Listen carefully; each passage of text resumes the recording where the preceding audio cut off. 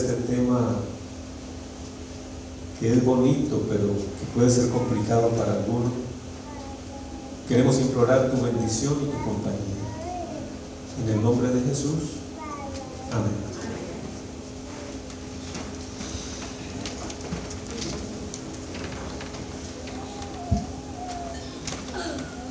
Hemos estado estudiando durante estos días temas de hogar.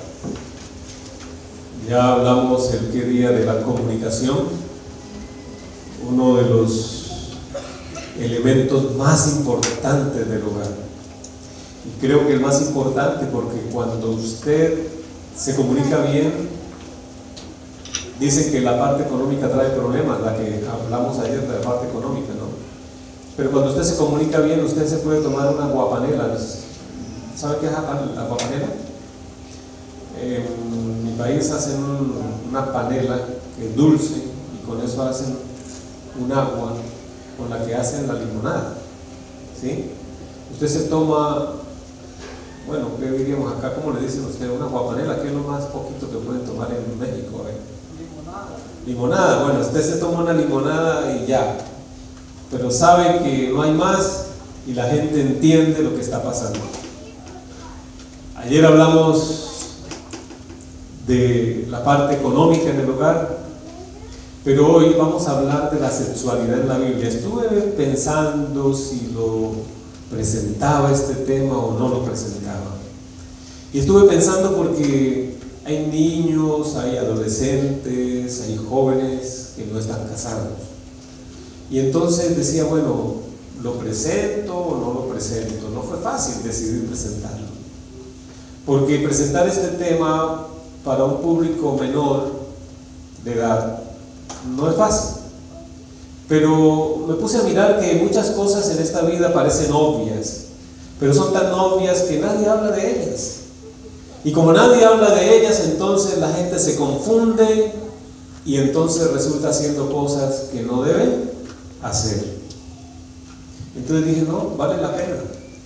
Como le he tenido este tema en alguna ocasión de manera diferente a novios que no están casados, dije, no, yo creo que los muchachitos, jovencitos, adolescentes pueden escuchar este tema sin ningún problema.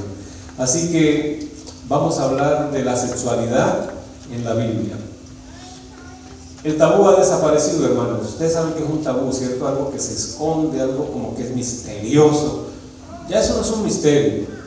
Usted le dice a los niños y a los jóvenes, vamos a hablar del sexo, y ellos le dicen, ¿qué quiere aprender? ¿Por qué? Sencillo, porque ellos a un clic tienen todo lo que quieran aquí.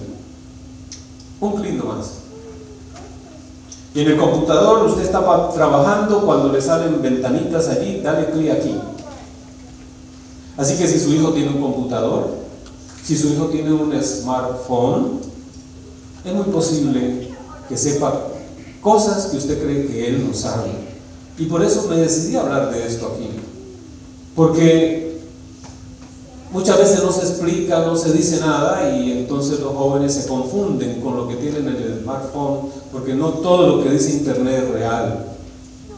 Internet tiene mucha mentira y usted tiene que saber cómo discernir lo que es bueno y lo que es malo.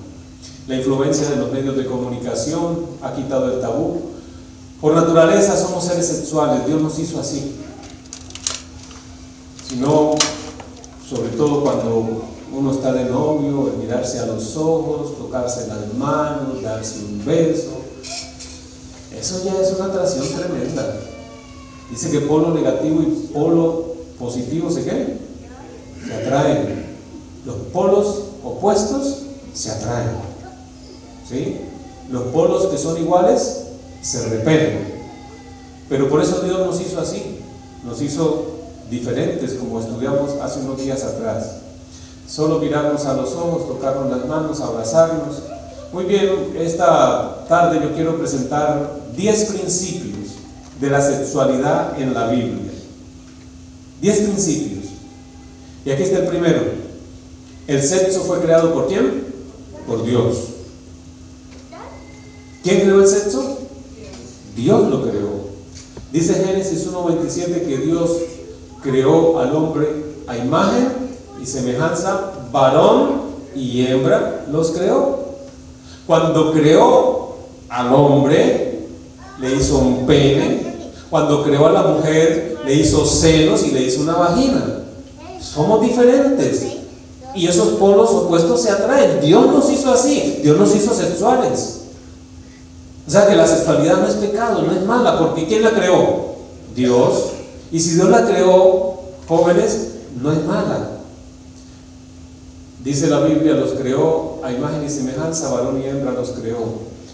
Y Proverbios 5, 18 y 19, sabio Salomón dice: sea bendito tu manantial y alégrate con la mujer ¿de qué? De tu juventud. Está diciendo: ten intimidad con la mujer de tu juventud, como sierva amada y graciosa gacela. Sus caricias te satisfagan en todo tiempo y en su amor recréate siempre. Así que, hermanos, Dios creó el sexo. Amén. Gloria a Dios. Es algo maravilloso, hermanos. Es algo maravilloso. Yo digo, Dios la sacó del estadio, dicen por acá también. ¿Sí? ¿No? Cuando algo es superlativo, algo demasiadamente maravilloso, con el sexo Dios la sacó del estadio. Así decimos allá en Medellín. O sea, hizo algo maravilloso. En la antigüedad se creía que los dioses creaban teniendo sexo. Por eso habían pueblos paganos que hacían imágenes a sus dioses, y la forma de adorarlo era que en ese culto a la fertilidad los sacerdotes tenían sexo con el rey, las sacerdotisas, y las prostitutas sagradas tenían sexo con el pueblo. ¿Cuál era el objetivo? En la forma de adorar. Mire que Dios creó algo bueno, pero el hombre lo ha ¿qué? Pervertido. Y una de las perversiones es que ellos tenían relaciones íntimas en la adoración a sus dioses, para que los dioses tuvieran relación allá en el cielo donde ellos vivían, y cuando ellos tenían relación, entonces el semen de ellos era la lluvia, y la lluvia entonces fertilizaba la tierra. Todo eso es el concepto pagano. Las consecuencias de esa perversión es que Dios, después de varias generaciones, tuvo que destruir pueblos enteros. Le dijo al pueblo de Israel que entrara y destruyera a los de Cananitas, a los de Canaán, a muchos pueblos enteros. Dios le mandó destruirlos. ¿Por qué? Porque esos pueblos pasaban a sus hijos por el fuego, o sea, colocaban fuego y como adoración a sus dioses quemaban a sus hijos, los mataban allí en ofrecimiento a sus dioses. Fue una perversión terrible. Dios destruye esos pueblos según 1 de Samuel capítulo 18, versículos 2 y 3, por clemencia. Segundo principio. El primer principio, ¿cuál es? Dios creó ¿qué? El sexo. Dios lo creó. Número 2, el plan de Dios en el jardín del Edén. ¿Cuál era el plan de Dios cuando Dios creó el sexo en el jardín del Edén? Génesis capítulo 2, versículos 22 al 24 dice que Dios vio que el hombre estaba solo y dijo: no es bueno que el hombre esté ¿qué? Solo, le haré una ¿qué? Ayuda idónea. Y le hizo una mujer. Note, el hombre estaba solo y Dios no le hizo otro hombre. Dios le hizo ¿qué cosa? Una mujer. Así que la relación sexual permitida por Dios es la relación heterosexual entre un hombre y una mujer, no las relaciones homosexuales. Relaciones entre mujer y mujer son perversiones que Dios no creó. Cuando Dios creó el sexo, lo creó para que fuera entre un hombre y una mujer. Ese es el sexo en la Biblia. El hombre lo ha pervertido. Yo sé que un día, por decir esto, a mí me van a meter a la cárcel, porque cada vez los homosexuales ganan más y más terreno en las cortes en mi país. Cada vez ganan más, a tal punto que el otro día estaba con un asunto de género allá, no me acuerdo cómo que es. Bueno, les comento cómo es el asunto. Llegó una ministra de Educación que era lesbiana al Ministerio de Educación y sacó unas cartillas donde estaban enseñándole a los niños que ellos decidían qué sexo tenían cuando tuvieran de 12 años para arriba. Y hermanos, tuvimos que hacer en Colombia una marcha, una protesta para que eso se quitara. Porque cada vez los homosexuales ganan más terreno, pero cuando Dios creó el sexo era para que lo practicara el hombre y la mujer. No fue para que lo practicara hombre con hombre, ni mujer con mujer, ni tampoco hombre con bestia o mujer con bestia. Me cuentan, yo nunca he visto una cosa de esas, hermano, pero en la internet aparecen cosas tan sucias,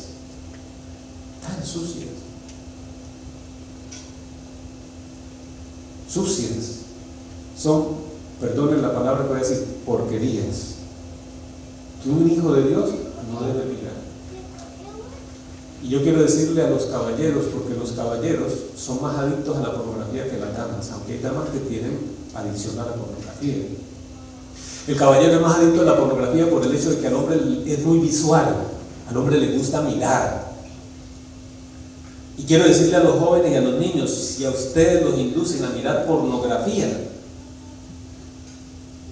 no lo hagan. Van a destruirse ustedes y van a destruir su hogar. Yo no sé si les conté, pero si es el caso, les vuelvo a contar. Hace unos años estuvimos allá en nuestro país, no voy a decir lugar, en algún lugar del mundo, de allá de Colombia. Había un joven que tenía problemas sexuales con su esposa.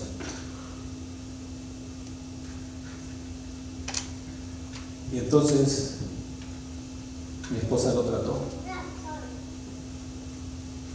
Y hermanos, es triste, lo llevaron a un sexólogo, porque él era casado de 27 años. 27 años. Y no podía responderle sexualmente a su esposa. Era impotente sexual a los 27 años. Y cuando comenzamos, bueno, mi esposa habló con él, yo realmente no lo conozco. Me dice mi esposa que él le dice, mire, es que el problema mío es que comenzó de niño. Cuando yo era un bebé, teníamos a alguien que nos ayudaba en casa. Y mi papá y mi mamá se iban a trabajar. Y cuando yo estaba molestando mucho, pues ella lo que hacía era que me tomaba en sus brazos y para darme el tetero me tomaba el penecito y comenzaba a masturbarme. Lo enseñó desde niño a masturbarse y él no quería tomarse el tetero sino con ella. Y cuando estuvo solo ya en la adolescencia, practicaba la masturbación hasta más de 30 veces y en algunas ocasiones hasta más de 50 veces en el día. Y toda su potencia sexual a los 27 años ya no tiene nada. Así que hay sexólogos que lo están tratando, hermanos. Y yo quiero preguntarte, ¿con quién dejas a tus hijos?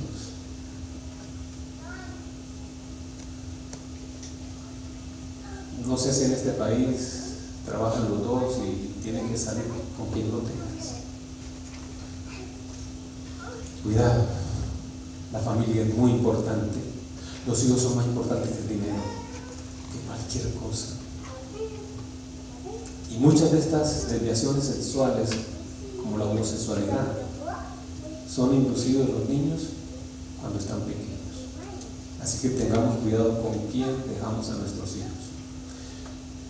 Dice la Biblia en Levítico 18:22, no te acostarás con varón como con mujeres, ¿qué? Abominación. Para Dios la homosexualidad es una ¿qué? Abominación. Dios no le gusta la homosexualidad porque Él hizo el sexo, fue creado por Él, pero para que lo disfrute el hombre y ¿qué? Y la mujer, no dos hombres ni dos mujeres. Sin embargo, hay una buena noticia. Dios ama a los homosexuales. Dios ama a aquellas personas que tienen tendencias homosexuales. No importa si alguien, no sé, yo no creo que aquí haya, pero si hay alguno o alguna que tiene esa tendencia, que incluso ha llegado a prácticas, yo quiero decirte, Dios te ama así como eres. Pero Él quiere que cambies, porque Él no ama la homosexualidad, Él ama al homosexual o a la homosexual. Dios te ama así como eres, porque tú eres una hija, tú eres un hijo de Dios, y Él te puede ayudar a salir de ahí si has caído o estás cayendo en esa tentación o en esa tendencia. Tercer principio, en la parte bíblica del sexo, Génesis 2:24. Génesis 2:24 dijo: por tanto dejará el hombre a su padre y a su madre y se unirá a su mujer. Noten, dice el hombre. ¿Cuántos hombres? Uno. ¿Se unirá a cuántas mujeres? A su mujer. O sea que para un hombre, ¿una qué? Una mujer. El plan de Dios era la monogamia. Génesis 2:24 lo dice. Se unirá a su mujer, no dice a sus mujeres. Y era un hombre para una mujer, no eran dos hombres para una mujer. Pero la perversión del diablo hoy es ¿cuál? La poligamia. Y quiero decirles algo, y yo creo que eso lo pueden corroborar muchos de ustedes. Tengo ya 28, con 29 años de estar en el ministerio, más el tiempo que tengo de ser adventista. Mi hermano, yo no conozco un hogar feliz donde él tenga dos mujeres o tres o más. Yo no conozco un hogar feliz donde ella tenga más de un hombre. Esos hogares son generalmente infelices. ¿En qué día hablamos del perdón? Si tu esposo te la hizo, ¿en qué día hablamos?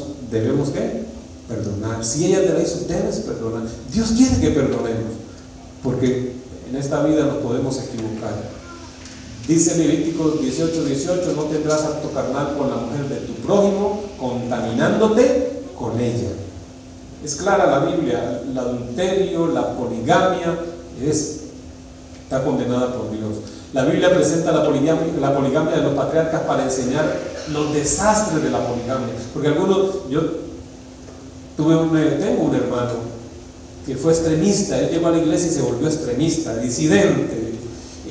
Pero la disidencia, cuando usted se carga las cosas de Dios encima y se vuelve una carga pesada, tarde o temprano usted se cansa. Y él se cansó y abandonó a su esposa.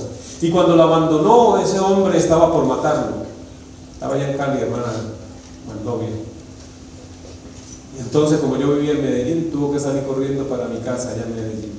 Y allá en Medellín no tuve un mes tratando de mirar para dónde se podía ir. Y estando en Medellín, él me decía: no, pero David tuvo muchas mujeres, Abraham, bueno, como tratando de decir, la Biblia dice que el hombre puede ser polígamo. No, la Biblia no dice eso. La Biblia presenta la poligamia de los patriarcas para mostrar la terrible consecuencia que eso trae, los desastres. ¿Usted cree que para Abraham fue fácil cuando Sara le dice: echa a tu hijo y a su mamá? ¿Usted cree que es fácil tener un hijo en la casa y echarlo de la casa? Sacar a Ismael de la casa, para Abraham no fue fácil. Tuvo que Dios intervenir y decirle: mira, haz lo que Sara te está diciendo, hazlo. Porque Abraham no quería. ¿Usted cree que fue fácil para Jacob tener que vivir engañado durante mucho tiempo diciendo que su hijo José había muerto porque él amaba más a José, porque era el hijo de la esposa preferida de Raquel? Pero Lea y las otras concubinas no eran muy queridas por Jacob. No hubo rivalidad en esa familia, no hubo problemas, terribles problemas. Ahora David, cuando David se vuelve polígamo y la hace con Betsabé, tuvo valor moral de llamar la atención a sus hijos David. Y ustedes vieron todos los desastres de los hijos de David. Entonces, cuando la Biblia habla de la poligamia para mostrar las terribles consecuencias que eso trae. Número 4, Génesis capítulo 2, versículo 18, dice que Dios le hizo al hombre una ayuda ¿qué? Idónea. Y algunos hombres machistas creen que una ayuda idónea es alguien más bajo, porque si ella es mi ayudante, quiere decir que es más baja que yo. Pero resulta que ayudador no es alguien más bajo. ¿Por qué? Porque Samuel, cuando Dios lo ha conducido por su vida, un día dice Ebenezer, y esa palabra Ebenezer es: hasta aquí nos ha ayudado ¿qué? Jehová. En otras palabras, está diciendo: Dios es mi ayuda. Ahora, si Dios es mi ayuda y es mi ayudante, ¿es Dios menor que yo? No, a pesar de que Dios es mi ayudante, es superior a mí. Así que la palabra ayuda idónea no está rebajando a la mujer a un nivel inferior del hombre.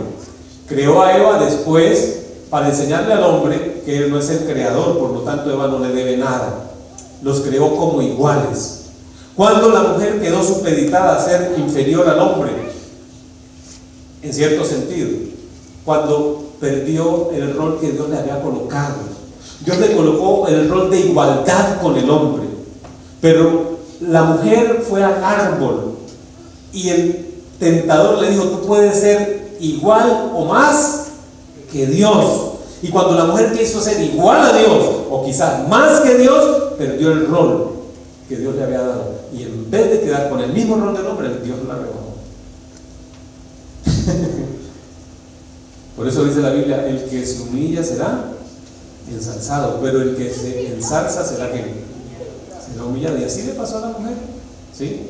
Le pasó. Yatzares es la palabra hebrea para el molde de los animales, y así creó Dios al hombre. Pero cuando hizo a la mujer, dice que Dios utilizó una palabra, banat, que significa trabajo de arquitectura, o sea, un diseño arquitectónico. Y usted ve al hombre, y verdad, nosotros los hombres somos así como una nevera, así todos. Pero usted ve a una mujer y parece una guitarra, tiene curvas, es bonita. Las mujeres son hermosas. Claro, nosotros también, ¿cierto, muchachas? Ustedes nos ven bonitas a nosotros, pero la mujer realmente es más hermosa que el hombre, ¿sí? En los animales pareciera que los animales, los machos, son más bonitos que las hembras, pero en el género humano la mujer siempre es más bonita que el hombre.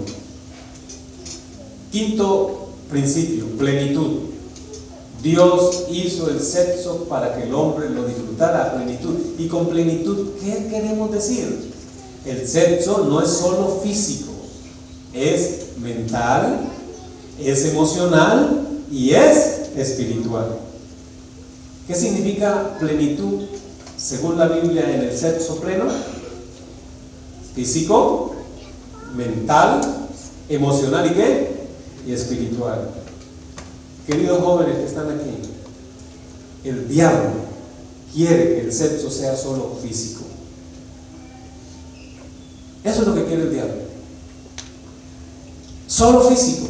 Pero Dios quiere que el sexo sea como pleno. Satanás desea que el sexo involucre solo lo físico, y por eso él ha pervertido las cosas y se ha inventado el asunto de la prostitución. ¿Ah?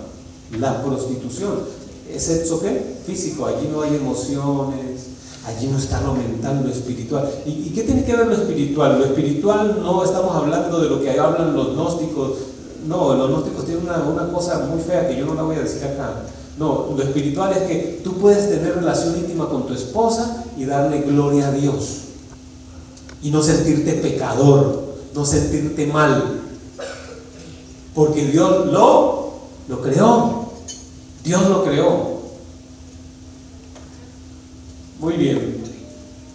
Dice Proverbios 5, 3 al 5: porque los labios de la mujer extraña, hablando de la prostitución, destilan miel, y su paladar es más blando que el aceite, mas su fin es amargo como ¿qué?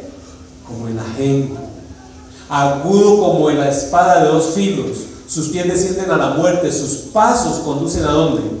Al sepulcro, al Seol. Sus pasos conducen al Seol. Otro principio, el sexto. El sexo se introduce después de la ceremonia matrimonial. Y aquí quiero hacer énfasis con los muchachos que están acá, con los adolescentes, niños, jóvenes. El sexo lo creó Dios, amén. Pero lo creó para que el hombre y la mujer lo disfruten dentro del matrimonio. Dios primero los casó, luego les dio como regalo de bodas el sexo. Oiga, qué regalazo, ¿eh? ¿No les parece un regalazo? ¿Cuántos de esposos dicen amén, sí o no? Es un regalazo. O sea, que le regalen un carro, eso no es nada, una casa, eso no es, pero que Dios le dio un regalazo al hombre. Después de que lo casa, entonces le da como obsequio de bodas el sexo. Ahora, Génesis 2:24 dice que el hombre se une a su mujer y serán una sola carne. Está hablando de la relación íntima. Y dice, es dado por Dios como un regalo de bodas. serán una sola carne. Miren, Dios bendijo el sexo con su presencia, así como bendijo el sábado con su presencia también. Y hay un autor en Andrews University que nos dio una clase, y ese autor dice que a él le colocaron a escribir un artículo sobre el sexo en la Biblia.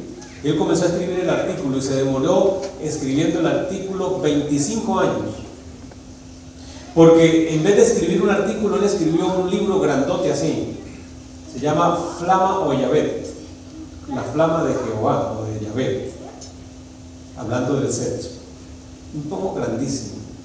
Y él investigó tanto sobre ese asunto y él llegó a la conclusión de que Dios le dio como regalo de bodas al hombre el sexo, pero para la consumación de ese matrimonio le dio el sábado. Así que ahí queda como respondida la pregunta: ¿el sexo en sábado? Lo que preguntan muchas veces los esposos: ¿se puede o no se puede? Bueno, Dios santificó el sábado con su presencia, pero Dios santificó el sexo también con su presencia. Y donde Dios está, todo es ¿qué? Santo. El problema para nosotros aceptar este concepto es que nosotros hemos visto el sexo como algo que es degradante. No, fue creado por Dios, no es degradante, es maravilloso. Lo que pasa es que como el pecado ha degradado tanto esto que Dios creó, entonces a uno le parece que eso en sábado, eso, ¿cómo puede?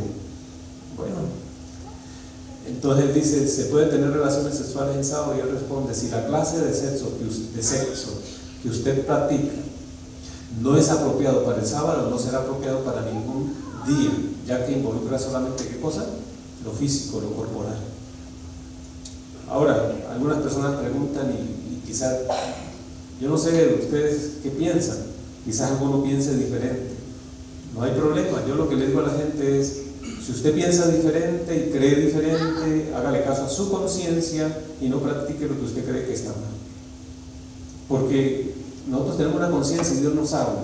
Y si usted Dios le dice lo contrario, pues no lo practique el sábado, porque usted se va a sentir mal. Simplemente, que cuando he tenido este seminario, en algunas partes me han rodeado y me dicen: pastor, ay, qué rico, yo creí que yo estaba pecando. ¿Y por qué, hermano? No, porque es que yo trabajo, me dijo un hermano una vez, yo trabajo allá en una ladrillera haciendo ladrillos, y eso es un trabajo durísimo. Yo llego a la casa cansado, exhausto, muerto, y mi esposa muchas veces quiere algo, pero yo no quiero nada, yo soy cansado.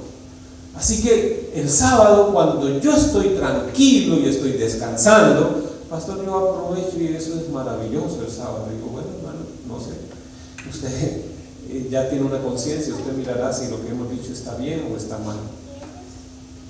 Muy bien, número 7.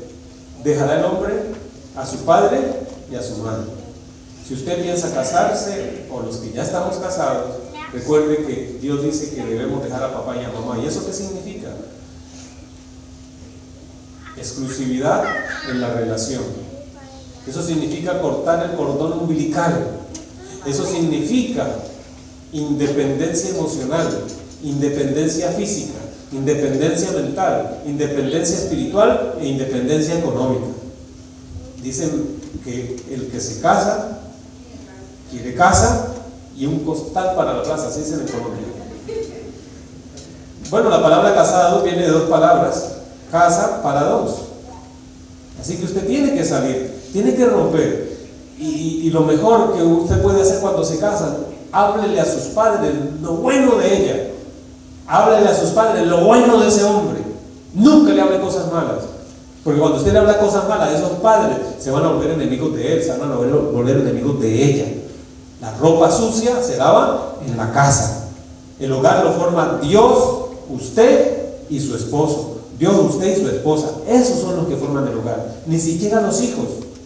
Los hijos vienen como un regalo. Pero un hogar puede estar formado por el esposo, la esposa y Dios. Y si no tuvieron hijos, ¿no es un hogar? Sí, es un hogar. Pero los hijos vienen como un regalo, los criamos y luego se van. ¿Y quiénes quedan? Papá, mamá y Dios.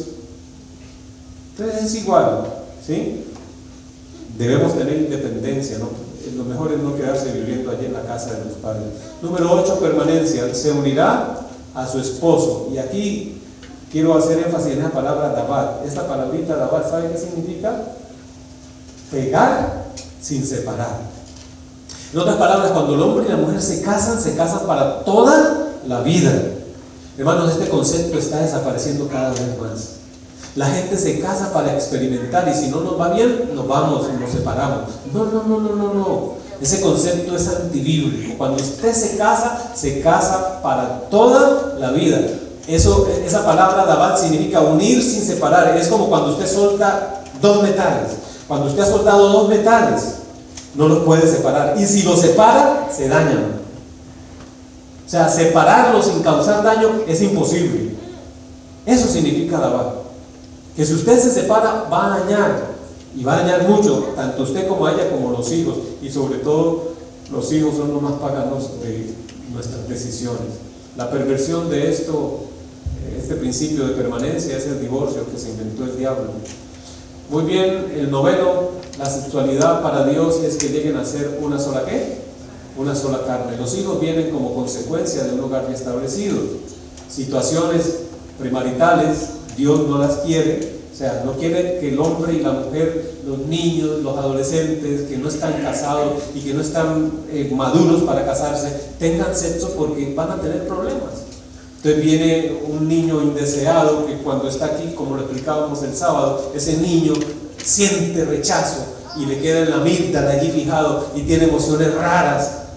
Por eso usted tiene que conocer a su esposa y a su esposo y que él le cuente bien cómo fue su niñez, porque usted de pronto puede aprender a entenderlo mejor cuando sabe quién fue cuando era un niño.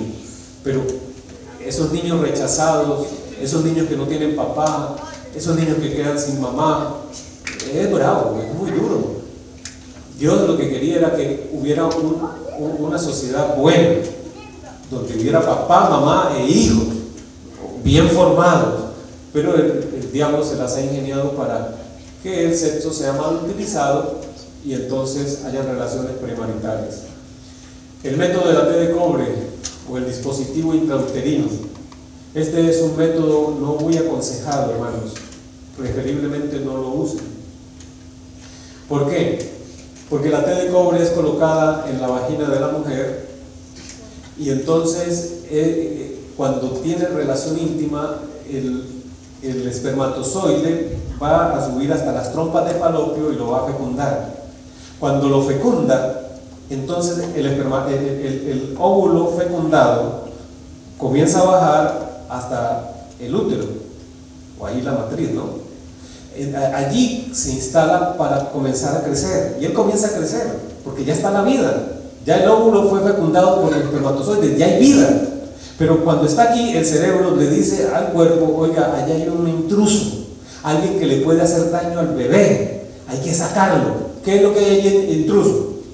La T de cobre o el dispositivo intrauterino. Ya a veces dicen que no es ni de cobre ni nada, pero es un dispositivo que colocan allí. Entonces el organismo, tratando de sacar ese dispositivo que está allí, lo que hace es que saca el bebé, y es donde usted tiene una menstruación más abundante que las que tenía anteriormente. En otras palabras, usted está teniendo un microaborto. Por lo tanto, no es muy aconsejable este método de la T de cobre, porque usted estaría casi que abortando cada mes. El último principio bíblico, hay más, pero solamente quería tratar estos 10, es que Dios hizo el sexo bello. Dice, belleza y gozo de la sexualidad. La Biblia dice, y estaban ambos desnudos, sino que no se avergonzaban, no se avergonzaban. Solo después de crear al hombre y crear a la mujer, dice la Biblia, Dios vio que lo que había hecho era bueno. ¿En qué? En gran manera. O sea, nosotros somos los reyes y reinas de la creación. Pero para terminar quiero dar un consejo. Cada uno tenga su propia mujer, dice la Biblia, y cada una tenga su propio marido. El marido cumpla con su mujer el deber conyugal y así mismo la mujer con su marido. La mujer no tiene potestad sobre su propio cuerpo sino el marido, ni tampoco tiene el marido potestad sobre su propio cuerpo sino la mujer. No os neguéis el uno al otro, a no ser por algún tiempo de mutuo consentimiento. Y termino diciéndoles, hermanos, lo que está en el libro de Eclesiastés. No pervirtamos lo que Dios creó bueno y hermoso, porque Dios traerá toda obra a juicio, juntamente con toda cosa encubierta, sea buena o sea mala. ¿Qué estamos haciendo? Hermanos, yo he encontrado personas, mujeres que son violadas dentro del matrimonio. ¿Cómo así? ¿Sí? Damas que no quieren tener intimidad con su esposo, pero el esposo las obliga y las viola. No, Dios no creó el sexo para violar a nadie, ni dio permiso dentro del matrimonio para hacer eso. Eso tiene que ser de mutuo acuerdo, de mutuo consentimiento. Y si no se entienden en ese aspecto, llegará el momento que van a tener que conseguir a alguien que les aconseje y que les ayude. Pero es algo maravilloso, hermano. No deteriore algo lindo que Dios creó. Es que es un cemento, eso que Dios creó. Mire, usted sabe lo que es uno estar en su casa donde le dan comida, dormida, donde le dan estudio, le dan de todo. Y uno irse de la casa a irse con otra mujer que no conoce, que no es ni su mamá, ni su papá, ni su hermana, y se va con ella a hacer una vida aparte. ¿Qué es lo que, hermano? Una de esas cosas maravillosas es el sexo. El sexo une esa pareja de tal manera que su esposa llega a ser más importante que su mamá. Su esposa llega a ser más importante que su papá. Y viceversa, su esposo llega a ser más importante que toda su familia. ¿Qué crea eso, hermano? Es que el sexo crea un vínculo emocional, mental, espiritual, una unidad. Es un cemento que une. Es maravilloso, pero utilicémoslo bien. Y queridos jóvenes, utilicemos esto que Dios creó maravilloso para bien de nosotros. Lo podemos usar, pero esperemos. Vale la pena esperar. Yo quiero decirle a los muchachos que están aquí, vale la pena esperar. Yo me conservé hasta que mi esposa se casó conmigo, y tengo una esposa que se conservó para mí también. Crié un hijo que me dijo: papá, yo me estoy conservando para mi esposa, y estoy seguro por la gracia de Dios que cuando se casó era virgen. Y cuando se casó me tocó decirle a la niña con que se casó: hijita, mi hijo está esperando una mujer igual que él, que sea virgen. Y hablamos a calzón quitado, hermanos. Y ella me dijo: pastor, no se preocupe, yo también me he conservado pura para mi esposo. Llegar vírgenes al matrimonio no da cáncer, como dice la gente. No da cáncer. Usted, jóvenes, niños, debemos tomar el voto, la decisión. Debemos tomar la decisión de ser puros sexualmente. Si la gente sale allá a decir: yo soy homosexual, que respete mis derechos, pues nosotros los adventistas deberíamos salir con carteles: soy virgen y no tengo cáncer. Soy virgen y me estoy guardando para mi esposo, porque Dios así lo quiere, y usted va a ser feliz. Pero cuando usted ha tenido muchas experiencias por allí, como consejero uno ve muchas cosas y wow, no da felicidad eso, que llegar con la experiencia del matrimonio no. El sexo produce música porque los músicos aprenden a tocar a través del tiempo. Y hoy estaba hablando con el pastor y yo no sé, me dijo: mira, mi intimidad con mi esposa es mucho mejor que cuando yo recién me casé con él. Y yo le digo: claro, la mía también. Porque es que hacer música, ¿sí?, lleva tiempo. Al comienzo no es tan rico como usted piensa, pero con el tiempo es algo maravilloso. Pero Dios lo creó santo, puro, tanto que yo le puedo decir: para mí no es problema si lo practico el sábado. Para mí, para usted es problema, no lo practique. Pero para mí es algo que Dios creó puro para el hombre y para la mujer, para que lo disfrute. Pero no permitamos lo que Dios creó hermoso y bello. Que Dios le bendiga, que Dios nos ayude. Bueno, yo quisiera preguntarle a los niños y a los jóvenes que no se han casado: ¿cuánto a usted le gustaría decirle al Señor: Señor, yo quiero por la gracia tuya, con tu poder, mantenerme fiel, puro hasta que me case? Levanten la mano. ¿Le gustaría? Sí. Yo por eso me decidí a predicar esto y a decir, voy a hablar de eso, porque en la iglesia no se habla de eso. ¿Le gustaría? Qué bueno. Veo que varios levantaron la mano. Y yo sé que los que no levantaron la mano levantaron el corazón allá y dijeron: sí, voy a ser fiel a Dios. Y hermanos, que Dios nos ayude para que No hablamos de la parte práctica, no es el lugar, pero algún día de pronto en algún retiro de parejas podremos hablar de cosas más prácticas y que ustedes, los esposos, sí pueden escuchar, pero ya no los muchachos. Dios les bendiga y Dios nos ayude. Vamos a cantar el mismo tema y vamos a orar.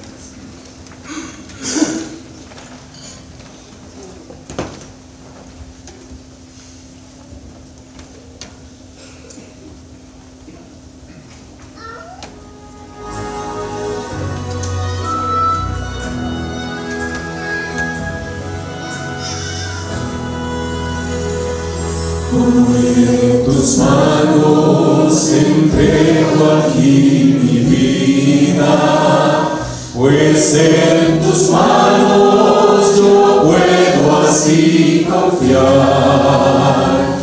Te doy mis luchas y mis temores, te doy mis miedos y mis dolores. En tus manos, Dios, entrego mi vivir, en tu altar me inclinaré.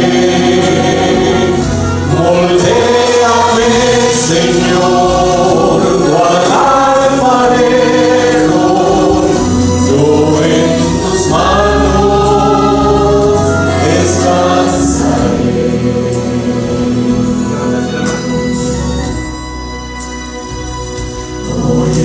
Tus manos entrego aquí mis sueños, pues tú conoces todo mi vivir. A mi familia, también mi casa, y a mis amigos entrego aquí. Pues en tus manos, Dios, entrego mi vivir, en tu altar me inclinaré. Moldéame, Señor, cual alfarero, yo en tus manos descansaré.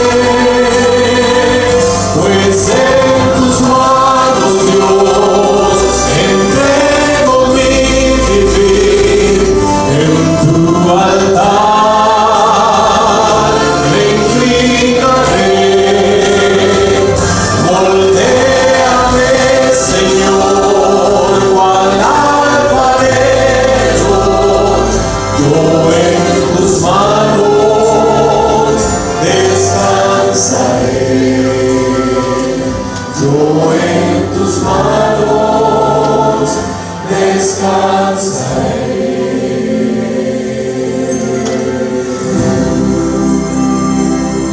Oremos.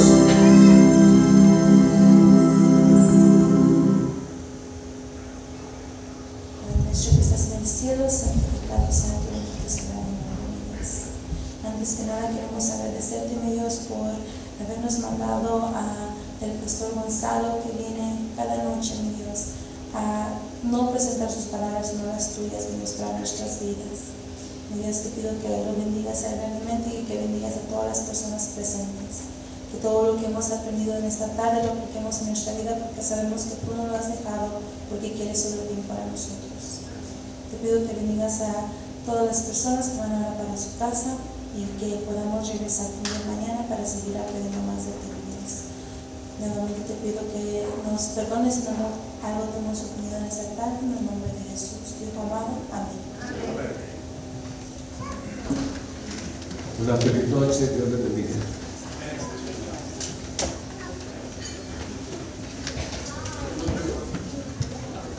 Para los padres del coro, solamente les recuerdo el mensaje que les mandó Belkis, por favor. Yo voy a estar aquí presente, así que los que gusten venir a hacer el pago de la camisa de sus hijos, aquí voy a estar. Gracias.